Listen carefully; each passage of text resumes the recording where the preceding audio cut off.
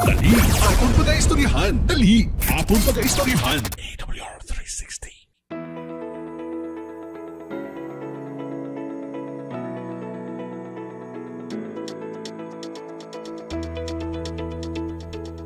Mayong hapon mga ka-360, kamusta ang mga abyan akon dara? Kamusta ang akon nga mga pinalangga nga mga kauturan?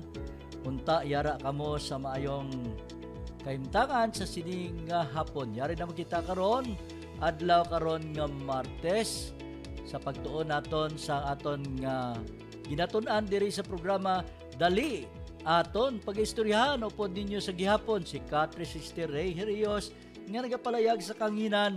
Siyempre, upod na akong diri, ang gwapohon naton diri, naggwapohon kag nagaisahanon naton nga partner. Ang aton diri nga in charge sa technical work naton diri sa Radio Bandera sa AWR 360 Bacolod. Sa laasin diri yo. Modekon. Gapalakpak siya. Gapalakpak si Ka-360 Brian. The slip of that tongue si Ka-360. Ang manawang utora pa si Jaddy. Kasi uto ninyo kay kabalo ka. Kung may programa tagani si Ivan yung mga radio program, medyo nagasamo ang yara sa utok sa inyo alagad. So mayong hapon mga Ka-360, mayong hapon kag dalayawon gid ang Dios sa iya akong gugmang ginatag sa aton. Kamusta kamo? Unta yara kamo sa piyak sa kasapuon, sa piyak sa mga kabudlayan, sa piyak sa mga trial sa atong gabuhi, sa piyak sa kalipay, yara kamo nanging kaupod. Upod naton ang Ginoo naton sa aton nga mga pagpangabudlay. So, mga ka-360 aton lang ni share yung aton nga programa. Aton i-like, i-share kung wala pa mo ka-follow sa aton nga Facebook page naton diri sa AWR 360 Bacolod, broadcast to baptism nga nagawa hatag sa aton sigayon sa pagtuon sa mga importanteng pamalita. So unahon ko gali antes ko magkadto dira. Happy birthday sa isa naton ka partner, ang partner naton dira sa Balay Silangan Reformation Center. Happy birthday Ma'am Jasmine, Jasmine Malones. Ang aton ni isa ka gwapa Honda nga kaupod dira sa Balay Silangan. Nga kabalo ko ara di sila subong kundi nila pagabrihan ilang Facebook hindi sila kabati sa akong greetings. Pero ara sila tanan bagulo ko to nagalin mo. So dalayawon ang Dios sa iyang dakong gugma ginatag sa aton mga ka-360. Kani magatuon kita mga uturan mga abyan akon dira. Abi lang taon akon kung sino na naka-plaster da ka-360 Brian sa aton nga chat room naton. Wala pa ka may naka-plaster. Late ang iban. Late ang iban. So diri kita mga ka-360 aton ini pagatun-an ini aton nga pagtulunan sa sining kahaponon. Takna karon na alas anong oras ta? Ang aton nga programa takna alas 5 to alas 6 sang hapon matag Martes kag Huwebes. Kag siyempre sa aton makadalagkuan diri sa Negros Occidental Conference pinaagi sa aton nga presidente Pastor Joponi Galanza, aton nga executive secretary Pastor Brendo Carros, ang aton nga treasurer si Pastor Brent Lando, kag sa aton nga tanan nga mga directors ng Negros Occidental Conference, siyempre sa aton nga communication director Pastor Joy Cantila, kag sa tanan naton nga mga district leader kag tanan nga mga manog pangabudlay, sa tanan naton nga mga elders nga nagadumala sa mga katagsa-tagsa ka iglesyanan, ang mga officers, ang mga leaders naton nga nagapangabudlay gid dalayawon ang Dios sa imo kag sa pagpangabudlay nga ginhatag naton nga walay atubili, walay kabla, murong baga pa wala sang restriction ginhatag naton ni. Siyempre sa aton mga kasiupyan, mayong hapon mga kasiupyan, ang mga classmate nakon sa COP University sa Negros Occidental Conference, hindi lang sa Negros Occidental Conference, dito man sa An Hour at Dawn sa South Philippines, nga ning classmate naton sa pila na ka mga binulan. Nami niya kay adlaw-adlaw nga klase mo, no? Kati 60 Brian, no? Wala pagkataka nga naga sunod sa programa. So dalayawon ng Dios sa iya kayo mga kati 60. Gani diri kita karon ang aton pagtulunan. Yari naman kita sa libro sang Patriarchs and Prophets chapter 46 na kita mga kati 60. Chapter 46. Kag ini aton nga pagtulunan naga-cover ini siya sang libro sang Joshua chapter 8. Ang Joshua chapter 8 may ara sa 35 ka mga lipot lang. May ara siya 35 ka mga verses nga muning ang sentro sang aton nga pagtuon karon. Makuturan. So antisita magasugod, ginaagdata kamo sa pag-pause for a while, magahingyo kita sang kaalam sa aton nga Ginoo. Salamat labing balaan halangdon namon nga Dios, tagiay ikaw sa amon halam nga buhi. Salamat sa imong kaluoy nga ginhatag sa amon. Salamat sa proteksyon. Salamat sa walay untat nga pagpakamaayo nga ginatag nimo sa amon. Salamat sa paglikaw sa amon sa mga naglain-lain nga mga hangkats sang kaaway, agud nga ang amon tagsa-tagsa kapag palpit sa imong opangan. Apang tungod sa imong kayo, O Dios, sa siningan tinakda, magatuon kami sa imong pulong. Gani nagingyo kami, ikaw magbulig sa amon, ikaw magatag sa amon sa pinasay nga ihibalo nga ang pagidait sa langit amugid ang magtugob sa tagsa-tagsa sa amon. Salamat O Dios sa sining gugma, giningyo namo mabaton ang imong kaluoy, ginampon namo ini binaagi sa imong bugtong anak si Jesus ang personal luwas.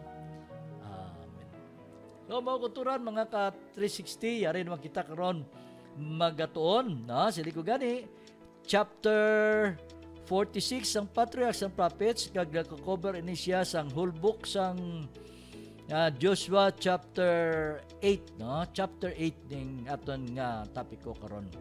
Sa aton pagtuon makuturan, kung nadumduman ninyo sa aton nga pagtuon sa nagligad nga semana, no? Sa aton nga pagtuon nga nagpahayag sa aton mga ka-360 nga may makita naton nga ang nadangtan ni Achan. Nadumduman ninyo nga si Achan siling sa pagsulod nila sa duta sa Jericho, ang ginimo niya, ginkuha niya ang mga nakitipon niyang bulawan kag silver kag subuman ang atong malahalon nga bayo, gindala ni ini kag gintago niya sa idalom sang iyang nga tent, ha? Kag amo ato ang gitunaan nga nangin rason nga sa diin ang mga katawan sang Dios nga nagsalakay dito sa duta sang ay nagaangkon sila sang pagkalutos. So, even though nga minimal ang ilang nalagas ila, pero wala sila mga kauturan, mga ka-360 na guna-una nga ini sila malagasan tungod nagauna-una sila kay ang Dios may saad sila nga ihatag sang Dios ang duta sang saad sa ila.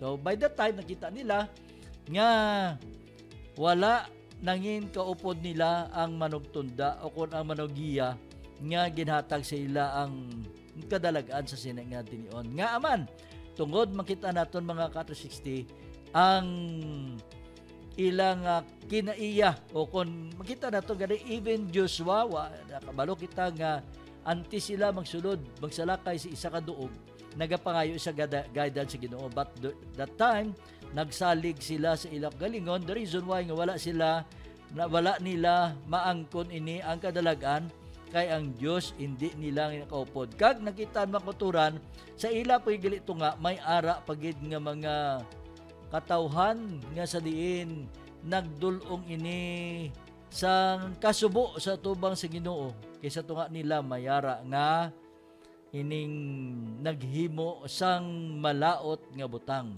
nagpangawat. Tawag siya na pagpangawat kaya ang basan Dios ang tanan nga mga kasapatan, ang tanan nga mga taot, ang tanan halin sa gamay tubtos sa dalagko, ang tanan nga makuha nga mga malahalon nga mga bayo pagasunugon, no? Except lamang sa bulawan, sa pilak kag mga metal, mga metal, mga salon gamiton ini dalon kwaon ini para gamiton sa templo.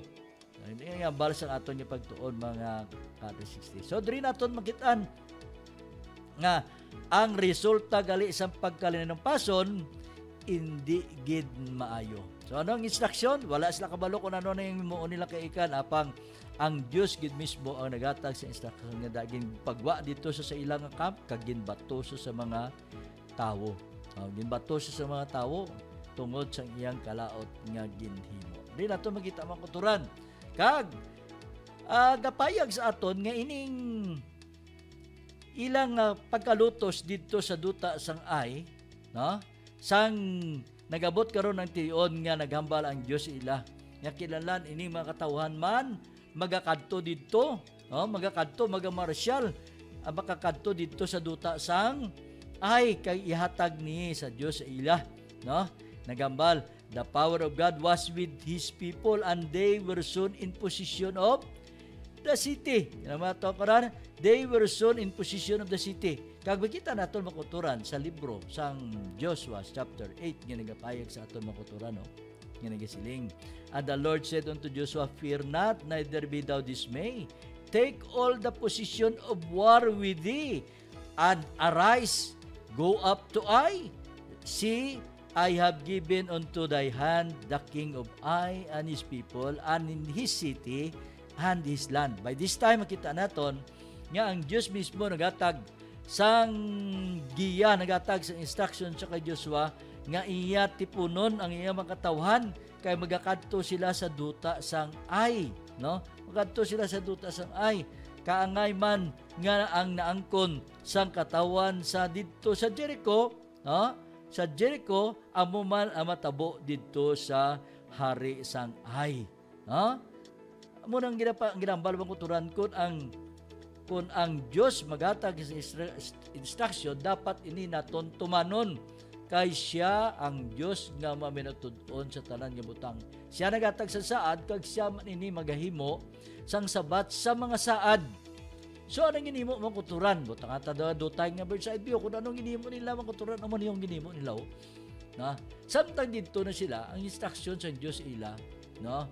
Magadala siya sa mga 30,000 ka mga tao nga mga maisog isang paton kag dalon ni pag-uaw ni sila sa kagabihon kag himuon nila, no? Kag himuon nila ini sila lie flat dito o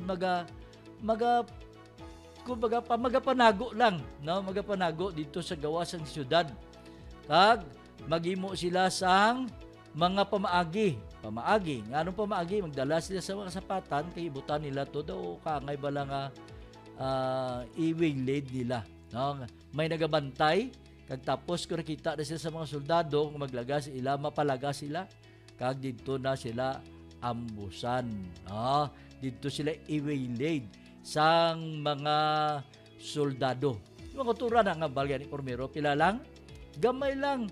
Nya ang mga katawan sa ay dutay lang sarangan na naton. So pila lang ka libong idala, gamay lang mo kutura ng idala. Pero kay wala, hindi sa bulig sa Diyos, wala sila nakaluto sila mga kutura. So kapayag sa aton ang aton nga pagtuon. Na? After sa pagdaog nila sa duta sang ay, ginatawag diri nga may ara nga suspension sang military operation, no? Suspension of military operation nga ang tanan nga mga Israelinon, no? Tanan nga Israelinon mag-engage sila sa isa ka solemne nga reliyoso nga buluhaton.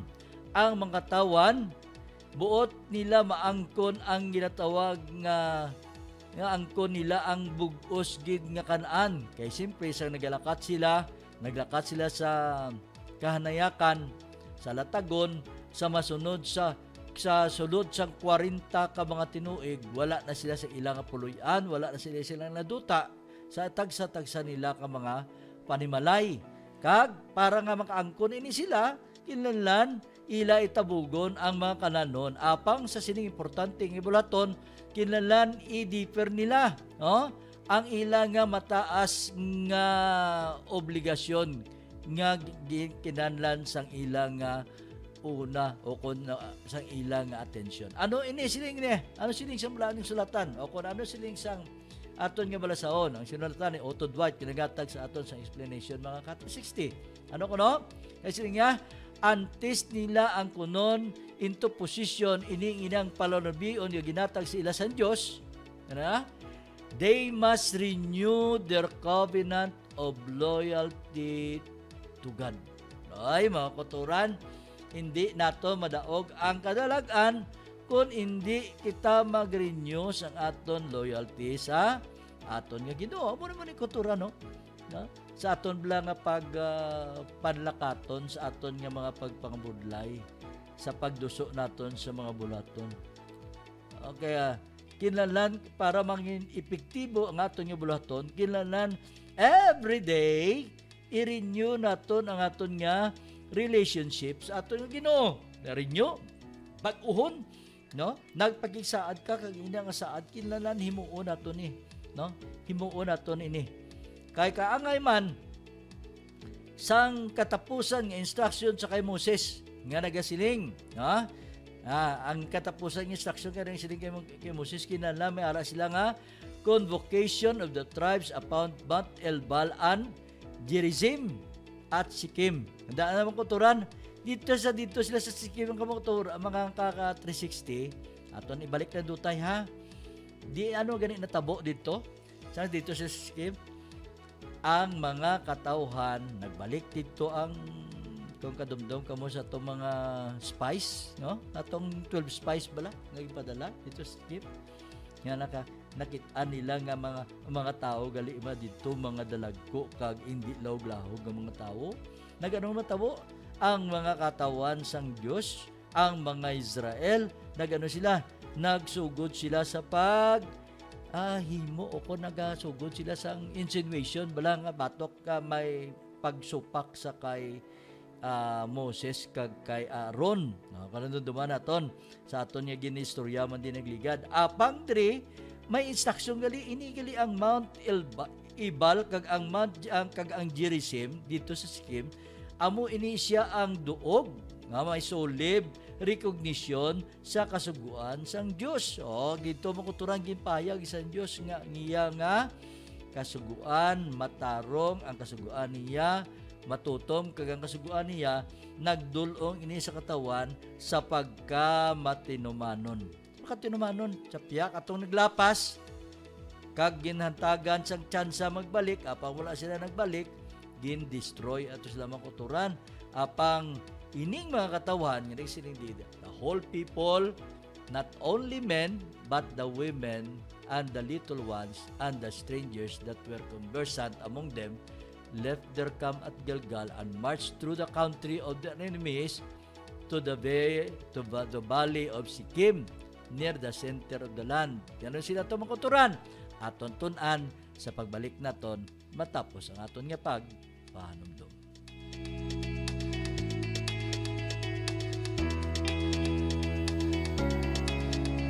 Dali, aton pag-aistoryahan. Dali, aton pag-aistoryahan. AWR 360.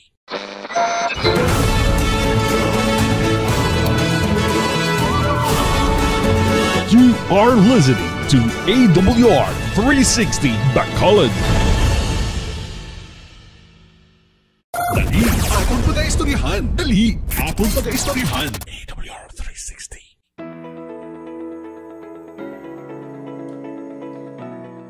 Balik kita mga ka-360 sa aton nga pagtuon. Yari kita sa gihapon nagatuon sa chapter 46. Sang patriarchs and prophets, ginatigulan siya the blessings and the curses. Kag ini siya makita naton sa chapter 8 sang sinulatan ni Joshua. The whole chapter of chapter 8 mga ka-360. Diretso po na nato na aton yung talikdan nga pamulong kagina nga sa diin dito sila sa duta sang Sikkim makuturan. Kag aton tandaan dito sila sa sina nga duog nga walay kahadlok bisan pa nga napalibot sa sina nga duog amo ang mga kaaway nila nga wala pa ma-conquered, wala pa ya malutos nga mga kaaway nga against sa ila, no? Simply part na sa Kanaan. Kung kita naton, kag makonsider naton during the time they were unsafe, apang ara sila, they were unsafe sa ilalang ugalingon, but they were safe under the protection of God as long as they were faithful to Him. Muna ginambal sa ato niya pagtulunan mga kata 60, kinlanlan magmatinumanon, even though ngayara ka ginalibutan sang mga kaaway, apang ang balaan nga kasulatan nagasugid sa aton nga ini nga mga kaaway walay gahom sa imo, kay nga aman tungod yara ikaw sa protection sang imo nga Dios. Amo man ni natabo makuturan mga kata 60 sa mga katawhan sang Israel, even though ngayara sila sa nalibutan sang mga wala pa mga conquered mga kaaway, apang yara siya sa protection sa Dios. Kag sa sini mga adlaw do kaangay lang sa tinion ni Jacob, no, nga ang kahadlok sa mga katawhan yara kay nga aman ang Dios nanging kaupod nila kundiin man sila magakanto, nagatiyog nagaupod sa ila kundiin sa magakanto, kay yara presente ang protection sa Dios, makita nila ang panganod kun adlaw kag ano gani kalayo kon gabi. Sinisang katawhan tulad sang Israel sadtong una, nang nagapan lakaton sila sa kahanayakan, sinisang laan ng kasulatan. Ngani makuturan ang Hebrew people sa silang aduog were unmolested. Wala gid sila makuturan, wala gid sila natandog sang mga kaaway sa palibot nila. Kag sa sina nga duog aton natalupangdan nga nagapahayag sa aton pagtuon nga tungod sang ilang nga solemne sagrado nga pag-alagad, no? Na pag-alagad. Ini sila sa ilang pag-alagad may kaangot ini, may kaangtana nini sa mga istorya o kung sa mga inagyan sang ilang mga katigulangan. Kaysa sila nga duog aton tulapang doon, sa sina nga duog si Abraham nagpatukod sa iya nga nauna nga altar sa aton nga Dios sa kay Jehova sa duta sang Kanaan. Pero actually pakuturan wala pa sila naka-penetrate sa center gid sa Kanaan, ara gid sa boundary part of Kanaan.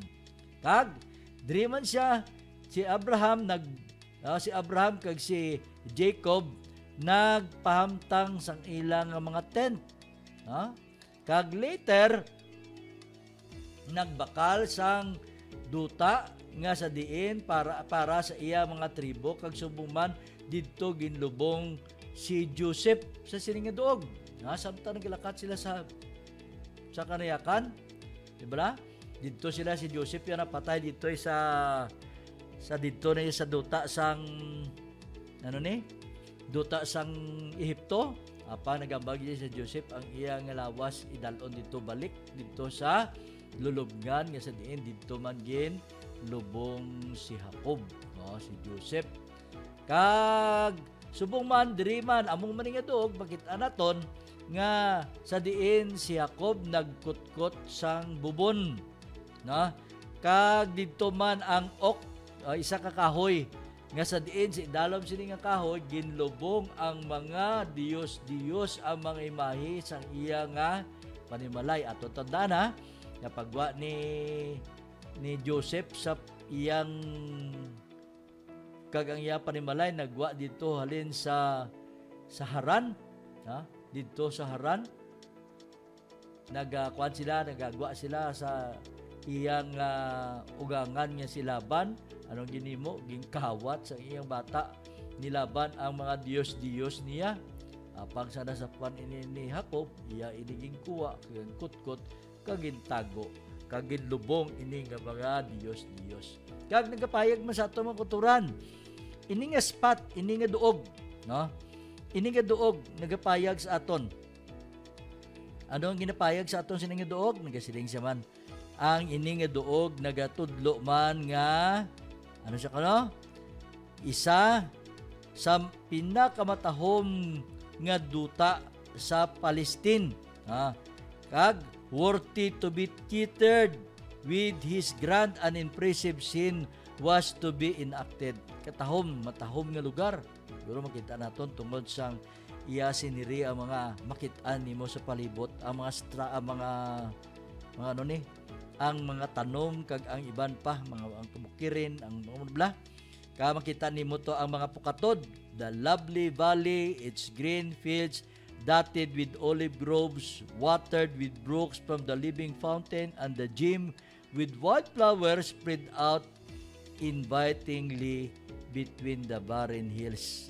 So, di naton makitaan, nagatindog ang mga matahom, mga lalantawon, mga bulak, ang mga nagtulubo dito ng mga tanom sang olibo, no?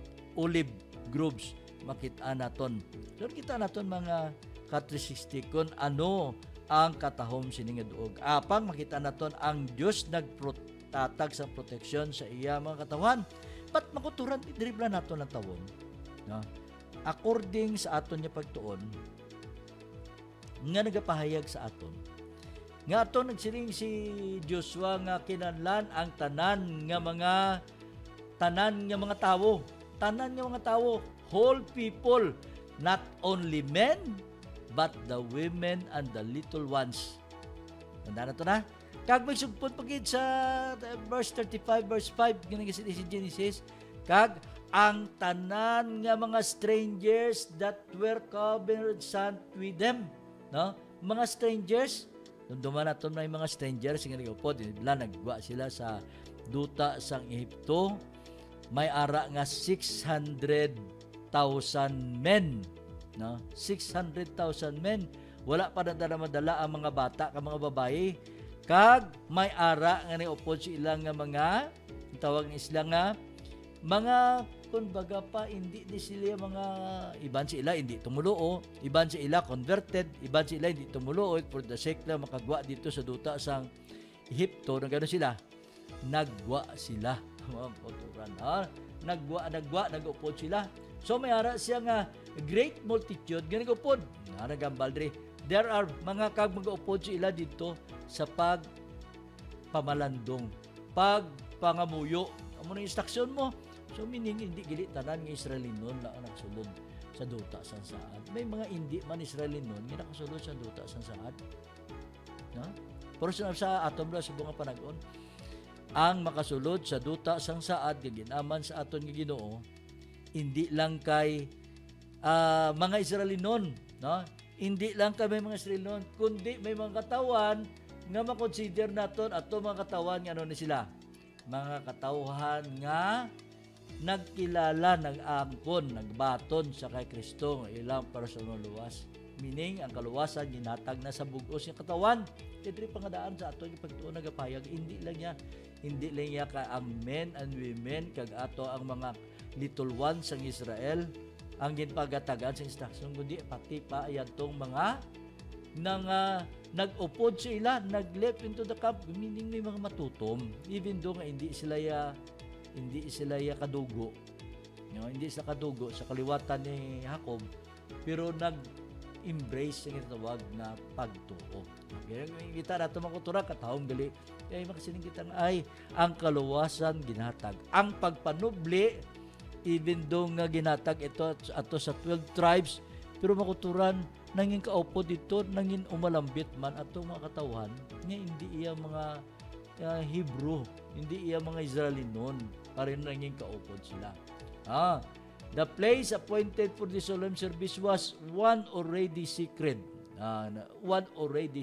Abraham, yung secret na nga daan, tungod nga sa kay Abraham, sa kay Jacob, kaginhimo ini, gintando ini isang Diyos para sa ila. So, nagapayag pag yung kuturan. Ining spot na ginatag, gintulin, impressive. Sige nato sa pagtuon naton. Kag according to direction given by Moses, kay Moses pa, nakita ta kuturan, a monument of great stones was erected upon Mount Ebal. Upon the stones, previously prepared by a covering of plaster, the law was inscribed. Ining dako nga bato, ining bato nga naplastar mga kata-60 nga ginama na ni siya, giplastar, gagin ano siya, dito ginsulat ang kasuguan. Dito ginsulat ang kasuguan. Not only the 10 precepts spoken from Sinai and engraved on the tables of stones, but the laws communicated to Moses. Sa satong bato nga nagpaptag dito, hindi lang napulo kasugo, kundi ang mga kasuguan nga ginambal sang Dios sa kay Moses. And by him written in book. Beside this monument was built an altar of onion stone, upon which sacrifices were offered unto the Lord. Yun stone, wala masapsapan. Wala matinluan, wala masapsapan nga bato. Ginhimo ini ginbutangan ini sang halad para sa Ginoo. Ang kamaturan nga ang altar was set on Mount Ebal. So dito gipamtagali sa Mount Ebal ining altar. The mountain upon which the cross was put, but was significant, denoting that because of their transgressions of God's law, Israel had justly incurred this wrath, and that it would be at once visited by the atonement of Christ, represented by the altar of sacrifice. Mga kuturan, ini siya may dakong kabilihanan ni ining mga pagtulunan ato mga kuturan, magasulit-sulit lang ni sa atong ipagtuon, no? Nga ini nga doog ginbisitahan, and it would be once visited, but the atonement of Christ represented by the altar of sacrifice. Patunan ko turan sa sige-sige naton, magatuon kita, maglabot tada ang aton nga pagtuon. Nagapahayag pagimong turan. Six of the tribes, all descended from Leah and Rachel, were stationed upon Mount Gerizim, while those that descended from the handmaids, together with Reuben and Zebulun, took their position on Ebal, the priest with the ark occupying the valley between them.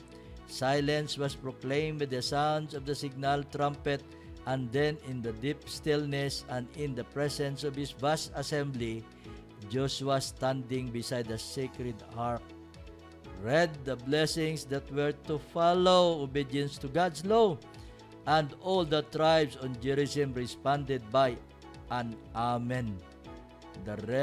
Then read the curses, and the tribes of Ebal in like manner gave their assent. Thousands upon thousands of voices uniting as the voice of one man in the solemn response. Naman kuturan, di kita ka, isa ko di ba na natatulupangdan mga katrisistimo. Ang hearing sa mga katawan sa una, try to imagine, maghatag instruction during the time of Moses, and si Moses pa, 600,000 men, siyempre, plus ang ilang kabataan, plus ang ilang mga kababayan, ang asawa, plus pag ito ato mga great multitude, vast multitude nga nagupod, makuturan, maghambal si Moses, mabatian. Wow. No? Mabatian. Kag dili makuturan, no? Pagambal, nabatian. Ertigili. So kung ibalik gili isang Diyos, hining hearing sa mga katawhan, ang aton nga hearing, ako ganing makuturan, nakasiligot mo isa, do bungol na ning piyak mo talinga mo. Yang bala ko ganing mo isa din, hindi ko kamayo kabati. Ha? Sigara ka, gok ka eh. Kaya hindi matuon, bala matuon siya sa parte sang dulunggan nga bungol. Tungod ni sa mga hilimuon, tungod sa mga hindrances, ang aton nga sample. Ini ang mga sound, mga beeps na naton bala. Mahilig pa ta sa pagsaksak sa aton dulunggan sa mga gadgets, no? Mga mga earphones, may mga wireless, ang tanan amo gani nga kalapit lang gid, hindi pa magilibati tungod nga nahamper na. Pero sa una nga panagod, isa na magambal, bation. No? Bation. Dili na ito mga katasisi makitan nga kung ano kaayo ang Diyos sa iya mga katawan. Ano pa gitwa kultura nagasiling sila? Nagapayag sa aton. Israel had received the law directly from the Mount of God at Sinai, and its sacred precept, written by his sonants, were still preserved in the ark. Dala nila, siyempre dala nila. Now it had been again written where all could read it.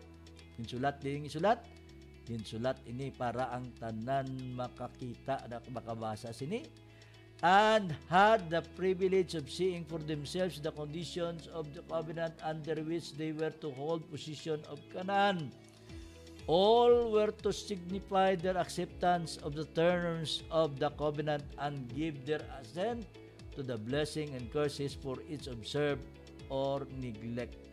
The law was not only written upon the memorial stone, but was read by Joshua himself in hearing of all Israel. It had not been many weeks since Moses gave the whole book of Deuteronomy in discourses to the people. Yet now Joshua read the law again. Kita, luwas kayong sulat dito apang ginabasa, mga kuturan, nang ginagawian nila every 7 years ginabasa ini mga kasuguan para nga mga katawan hindi malipat. Gani mo kuturan ang balaan ni kasulatan nagapayag sa aton nga ang tao ano gani, ang tao nangin malipaton gani sulit-suliton gid, no? Sulit-suliton gid para nga hindi sila malipat. Dudumang ko ang ginatun-an naton sa aton nga devotional kada kagahon, ginasulit-sulit. Unta siling Catherine Sixty Lourdes gumana kagina sa aga. Nya unta ini mga tao kung nagapamati lang. Amo man imong kultura sa ato pagtuon di karon no. Sa sininga po no, sininga ato ni pagtuon diri sa dali aton pagistoryahan. Kung unta ini mga tao nagapamati lang sa programa naton, hindi kita mga kultura mabudlayan mo. Kaya nga aman, ara na mo, nagpamati ka directly. O kung ikaw man mismo nagabasa abi, no? Nagabasa, hindi lang sila ganyo, hindi lang kayo nakita nila sa ilang mga mata, ini mga pululungon, kag makita nila, nabasahan nila, ano pagid? Ginpamulong pagid sa ila, no? Ginpamulong pagid sa ila. Not alone the men of Israel, but all the women and the little ones listen to the reading of the law, for it was important that they also should know and do their duty. God had commanded Israel concerning his statutes. Therefore, shall ye lay up these my words in your heart and in your souls, and bind them for a sign upon your hand, and they may be as frontlets between your eyes, and ye shall teach them your children, that your days may be multiplied, and the days of your children in the land which the Lord sware unto your fathers to give them as the days of heaven upon the earth. Silingsang Deuteronomy chapter 11 verse 18 to 21 mga ka-otoran. Nagagamay na lang, nagasiling sa aton yung pagtuon, nagapayag sa. Kag siling pagid mga kotoran, sa kada 7 ka tuig ginahimo ini sa pagbasa sa mga kasungguan sa bugos ng mga katawan ang amuni ang instruction ni Moses. Instruction ni Moses every 7 years. Hag sa katapusan sa 7 ka mga tuig, in the solemnity of the year of release, in the feast of tabernacle, will all Israel is come to appear before the Lord thy God in the place which shall choose. Thou shalt read this law before all Israel in their hearing. Gather the people together, men and women and children, and thy stranger that is within the gates, that they may hear, that they may learn and fear the Lord of God, and observe to do the words of this law, and that their children which have not known anything may hear and learn to fear the Lord your God, as long as you live in the land whither you go, or over Jordan to possess it. Sige na, sulit-suliton. Sulit-suliton. Mugani, mga lideres, ang atong mga pastors, wala nakakataka sa pagsulit-sulit. Sulit-sulit. Dudubang ko bala sa isa. Nagsinisa sa ilang pastor. Nya, pastor, pwede ko ka istorya sa imo. Nya, okay Brad, ano man maalagad ko sa imo? Anong istorya mo sa akon? Pastor, hindi ka lang ma-offenda. Nya, pastor, wala ka na gid sa iban nga wali? Wala ka na sa iban nga nabalaan nga wali? Nga aman. Nya, kaya amula na pirmi ang wali ginasulit-sulit mo. Ang pamangkot, ang ginwali ko bala, ginakabuhi mo makutura. Amo na kiliyo sila Deuteronomy chapter 31 verse 10 to 13. Makuturan, himuon naton, himuon naton nga magmainuswagon kita. Katapusan na kisiling sa makuturan. Parents can and should interest their children in the varied knowledge found in the sacred pages. But if they would interest their sons and daughters in the Word of God, they must be interested in it themselves. They must be familiar with the teachings, and as God commanded Israel, speak of it. When thou sittest in thine house, and when thou walkest in thy way, when thou liest down, and when thou risest up, feeling sa Deuteronomy chapter 11 verse 19. Susulit-sulito na ito. Unta, hindi kita magkataka sa pagtudlo sa aton nga membro sa panimalay. Hindi kita magkataka sa pagsulit-sulit sini sa aton mga kuturan. Siling ni Sister Kumada kagina, kung nagapamati lang sila, hindi na ta dapat mag-promote sa aton nga COP. Kay nakabalo na sila. Ang masubo, kay wala man sila nagapamati. Salamat mga kuturan sa pagbigupod sa aton. Ngikupod naton diri ang aton nga tatay-tatay sa stewardship ministry naton, Pastor River Bacolod. Blessed afternoon ka COP, ka 360 Neil Brian Lacson, and ka COP ka 360 Brother Ray Hirios. Mayong hapon, mga kuturan, mayong hapon, Pastor. Salamat sa pagbigupod sa aton, mga kabyanan. Sa aton mga abyan nga late, ang nakabukad sining aton nga pagtulunan sa sining hapon, ginakalipay ko gid. Kung magbasa ninyo mga kuturan, mapamatian nyo, i-share na to sa iban so that hindi lang ikaw ma-bless, kundi kita tanan. Yan tong wala pa nakatalupangod, makatalupangod man kung ano kadako sa gugma sa Diyos. Sulit-sulito na itong kuturan, agon maangkunin ang kalan. Gani mga kuturan, mag-ampo kita. Salamat sa imong gugma, kagkaayo, Diyos nga amon tagatag sang tanan namon nga kinahanglanon. Salamat sa imong kaluoy. Salamat sa imong pagidait. Unta ining mensahe magdulong ini sa kahiyagan sa tagsa-tagsa namon kabang panghuna-una sa kagigabuhi namon ini. Kinahanglan kami magatuon agod nga mag-uswag ang amon ihibalo, ang amon kaalam sa imong mga instruction nga ginhatag sa amon. Salamat o Diyos sa imong gugma, gid alam mo magpakamaestro sa tagsa karon. Inampo namon ini tanan pinaagi sa bugtong anak sa Jesus ang personal luwas. Amen.